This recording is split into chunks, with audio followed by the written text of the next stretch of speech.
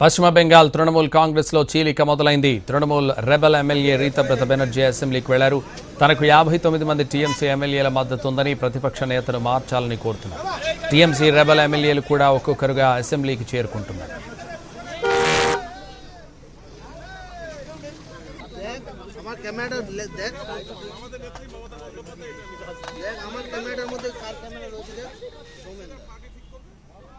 Bengal assembly ఎన్నికల్లో ఓటమి టీఎంసీలో చిచ్చు రేపుతోంది.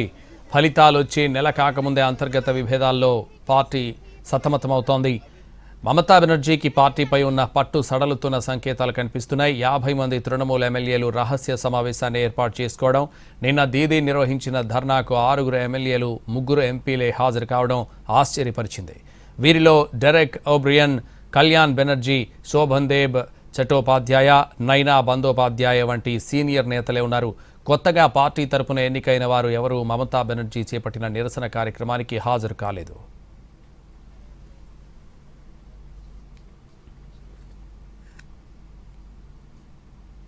తృణమూల్ శాసనసభాపక్ష నేతగా శోభన్ దేబ్ చటోపాధ్యాయని నియమించారు. అయితే ఆ నియామక ఉత్తర్వుల్లో తమ సంతకాలను ఫోర్జరీ చేశారంటూ పార్టీ ఎమ్మెల్యేలు రితబ్రత బెనర్జీ, సందీపన్ సాహా స్పీకర్కు ఫిర్యాదు చేశారు. ఈ పరిణామంతో రితబ్రత, సందీపన్ను తృణమూల్ సస్పెండ్ చేసింది. పార్టీలో తిరుగుబాటు వర్గానికి రితబ్రత నాయకత్వం వహిస్తున్నట్లు సమాచారం. పార్టీని చీల్చి గుర్తును కూడా సొంతం చేసుకునేందుకు దాదాపు 50 మంది ఎమ్మెల్యేలు యత్నిస్తున్నట్టు తృణమూల్ అధికార ప్రతినిధి రిజు దత్తా చెప్పారు. ఫిరాయింపుల నిరోధక చట్టం నిబంధనల ప్రకారం అనర్హత వేటు పడకుండా ఉండేందుకు చీలిక వర్గానికి 3/2 శాసనసభ్యుల మద్దతు అవసరం. అంటే తృణమూల్ తిరుగుబాటు వర్గంలో 53 మంది ఎమ్మెల్యేలు ఉండాలి. ఆ బలం కూడగట్టుకునే ప్రయత్నాల్లో భాగంగానే దాదాపు 50 మంది ఎమ్మెల్యేలు సోమవారం రహస్యంగా సమావేశమయ్యారని సమాచారం. తృణమూల్ 2గా చీలనుందని, మహారాష్ట్ర పరిస్థితులే బెంగాల్లోనూ రానున్నాయని మంత్రి తపస్ రాయ్ వ్యాఖ్యానించారు.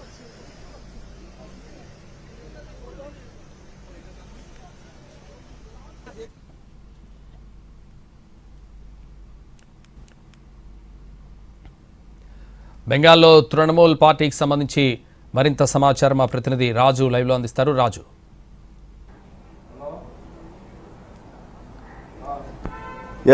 సంతోష్, బెంగాల్లో తృణమూల్ కాంగ్రెస్లో చీలిక వచ్చింది. మమతా బెనర్జీకి ఇక కష్టాలే అంటూ కూడా పెద్ద ఎత్తున కామెంట్స్ మొదలైనటువంటి పరిస్థితులు కనిపిస్తున్నాయి. ఎందుకంటే గత అసెంబ్లీ ఎన్నికల్లో తృణమూల్ కాంగ్రెస్ మొత్తం 80 స్థానాలను మాత్రం దక్కించుకోగలిగింది. అయితే ప్రభుత్వాన్ని ఏర్పాటు చేసినటువంటి బీజేపీ 207 స్థానాలతో అధికారాన్ని ఏర్పాటు చేసింది అక్కడ బెంగాల్లో. ఈ పరిస్థితుల్లో త్వరలోనే ఏదైతే బెంగాల్కి సంబంధించినటువంటి అసెంబ్లీ సమావేశాలు, బడ్జెట్ సెషన్స్ నిర్వహించాలనుకుంటున్నారు. ఈలోగా మమతా బెనర్జీ ఎవరైతే శోభన్ భట్టాచార్యను ఎల్ఓపిగా పార్టీ తరఫున ఏదైతే ఫ్లోర్ లీడర్గా నియమించాలని చెప్పి నిర్ణయం తీసుకున్నారు.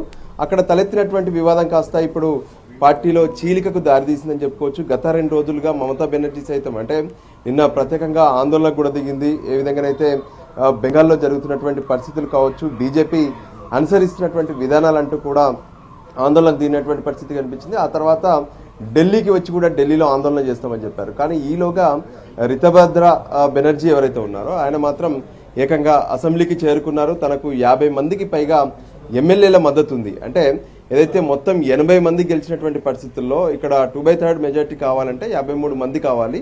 సో ఈలోగా వాళ్ళందరూ కూడా అంటే దాదాపు 55 మంది వరకు కూడా తమకు మద్దతు లభిస్తుందని చెప్పి ఇప్పటికే రితబ్రత బెనర్జీ స్పష్టం చేసినటువంటి పరిస్థితి ఉంది. సో ఓవరాల్గా ఈ ఎపిసోడ్ను మొత్తం కూడా అంటే మహారాష్ట్రలో ఏ విధంగానైతే ఏక్నాథ్ షిండే, అంతకుముందు ఉద్ధవ్ ఠాక్రేతో కలిసి ఉన్నటువంటి ఏక్నాథ్ షిండే తమదే అసలైన పార్టీ అంటూ కూడా తను బయటకు వచ్చి చీలిక చేసినటువంటి పరిస్థితి కనిపించింది. ఆ తర్వాత ఏకంగా అటు పార్టీకి సంబంధించినటువంటి సింబల్ కావచ్చు, పార్టీ కార్యాలయాన్ని కూడా స్వాధీనం చేసుకున్నటువంటి పరిస్థితి కనిపించింది. సో ఇప్పుడు బెంగాల్లో కూడా ఇదే సిచ్యువేషన్ కనిపిస్తుంది. ఏకంగా తృణమూల్ కాంగ్రెస్ అంటే గత 15 ఏళ్లుగా ఎదురులేని పార్టీగా నిలిచినటువంటి తృణమూల్ కాంగ్రెస్ మొన్నటి ఎన్నికల్లో కొంత చిత్తుగా ఓడిపోయినటువంటి పరిస్థితి కనిపించింది. ఈ నేపథ్యంలోనే ఇక మమతా బెనర్జీ చేయి దాటిపోతుందనే విషయం పైన కూడా విశ్లేషణ జరుగుతున్నాయి. ఎందుకంటే గత కొన్ని రోజులుగా ఏదైతే బెంగాల్లో నెలకొన్నటువంటి పరిస్థితులు, ప్రత్యేకంగా తృణమూల్ కాంగ్రెస్లో కీలక నేతగా ఉన్నటువంటి అభిషేక్ బెనర్జీని అయితే ఒకవైపు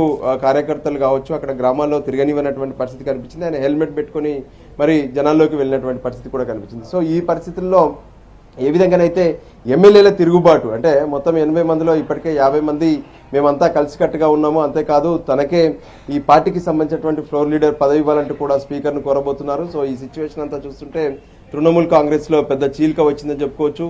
సో మిగిలే వారెందరూ తృణమూల్లో అసలైనటువంటి అంటే మమతా బెనర్జీ వెంట ఉండే వాళ్ళు ఎవరు అనే దాని మీద కూడా ప్రస్తుతం లెక్కలు జరుగుతున్నాయి. ఇప్పటికే బీజేపీ స్పష్టమైనటువంటి విషయాలను స్పష్టం చేస్తున్నారు. అంటే ఏదైతే స్వయంగా 15 నుంచి 25 మంది బీజేపీ ఏదైతే అక్కడ ఉన్నటువంటి పార్టీతో టచ్లో ఉన్నారని చెప్తుంటే, మరోవైపు రితబ్రత బెనర్జీ మాత్రం తామకు చీలిక చేస్తున్నాము, దీనికి సంబంధించినటువంటి ఫ్లోర్ లీడర్ పదవిని తమకే ఇవ్వాలంటూ కూడా ఆయన కోరుతున్నటువంటి పరిస్థితి కనిపిస్తుంది. ఈ నేపథ్యంలో బెంగాల్ రాజకీయాల్లో ఏం జరగబోతుంది, తృణమూల్ కాంగ్రెస్ కు సంబంధించినటువంటి చీలిక ఏం తీయబోతుంది, రానున్నటువంటి రాజకీయాలు ఎలా ఉండబోతున్నాయి అనే దాని మీద ప్రత్యేకంగా చర్చ మొదలైనటువంటి పరిస్థితి కనిపిస్తుంది.